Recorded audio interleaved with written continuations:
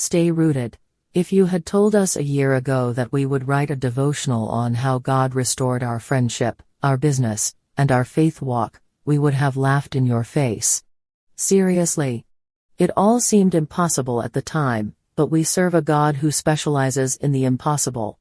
God saw two women who had drifted away from Him and He ran toward us, just like the prodigal son.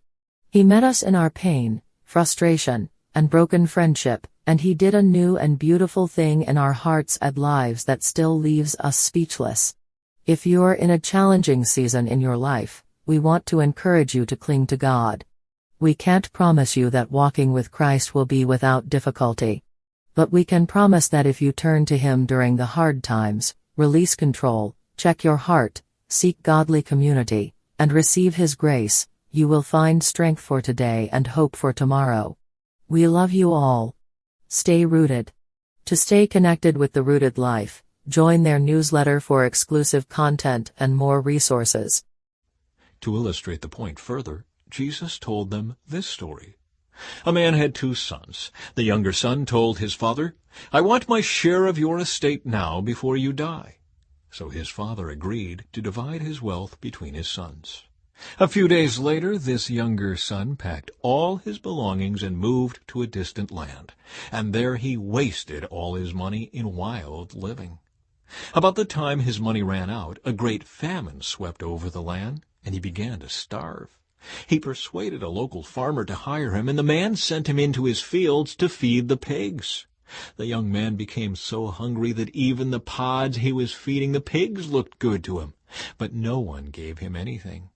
When he finally came to his senses, he said to himself, "At home even the hired servants have food enough to spare, and here I am dying of hunger.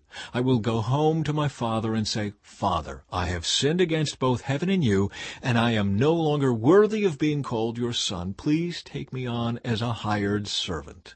So he returned home to his father.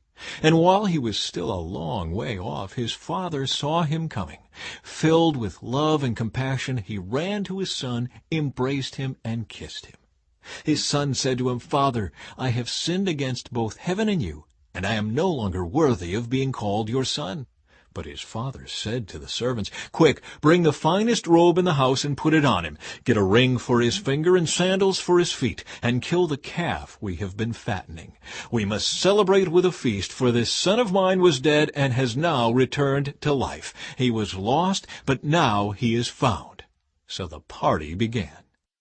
Meanwhile, the older son was in the fields working. When he returned home, he heard music and dancing in the house, and he asked one of the servants what was going on.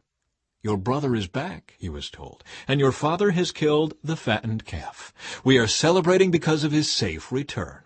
The older brother was angry and wouldn't go in. His father came out and begged him, but he replied, "All these years I've slaved for you and never once refused to do a single thing you told me to. And in all that time you never gave me even one young goat for a feast with my friends. Yet when this son of yours comes back after squandering your money on prostitutes, you celebrate by killing the fattened calf." His father said to him, "Look, dear son, you have always stayed by me, and everything I have is yours. We had to celebrate this happy day, for your brother was dead and has come back to life. He was lost, but now he is found."